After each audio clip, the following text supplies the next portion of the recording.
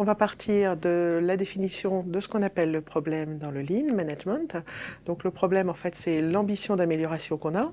On considère qu'on est à une situation donnée, qu'on aimerait être ailleurs, qu'on délivre un service en 15 jours, qu'il faudra être capable de le délivrer en 2 jours, par exemple.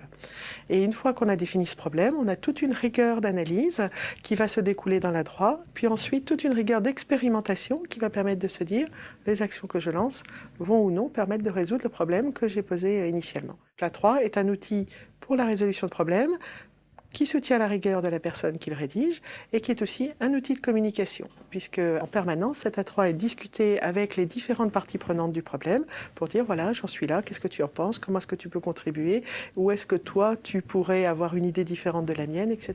La formation a un volet pratique qui accompagne le volet théorique, et ce volet pratique, en fait, se déroule entre chaque session de formation. La formation dure 1 an, et entre chaque session, il y a 1 mois.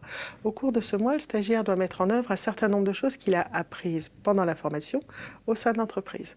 Donc dans son entreprise, ce qui va se passer, c'est qu'on va lui confier des sujets d'amélioration qu'il va devoir apprendre à traiter avec la méthode Lean qui lui est enseignée dans le CES. L'entreprise est à la fois l'endroit où on peut appliquer son savoir, l'endroit où on a un challenge à résoudre et l'endroit où l'on va valider la pertinence des résultats apportés. Je prends 2 ou 3 A3 du groupe et je demande aux personnes qui les ont écrites de venir les présenter aux autres.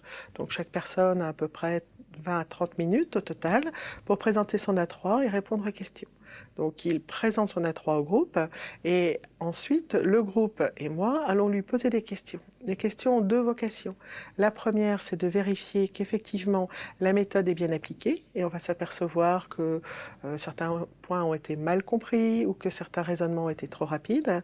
Et la deuxième ambition de ces questions, c'est de faire reformuler les points sur lesquels ça s'est bien passé. Parce que c'est au moment de la reformulation, en fait, que les gens finalisent leur apprentissage. Alors les stagiaires retirent 3 bénéfices du travail en A3.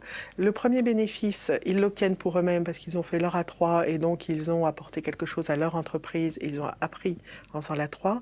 Mais pendant le travail en groupe, en fait, ils vont retirer des bénéfices un peu différents. D'abord, ils vont retirer un regard externe sur leur travail par les participants du groupe et par moi.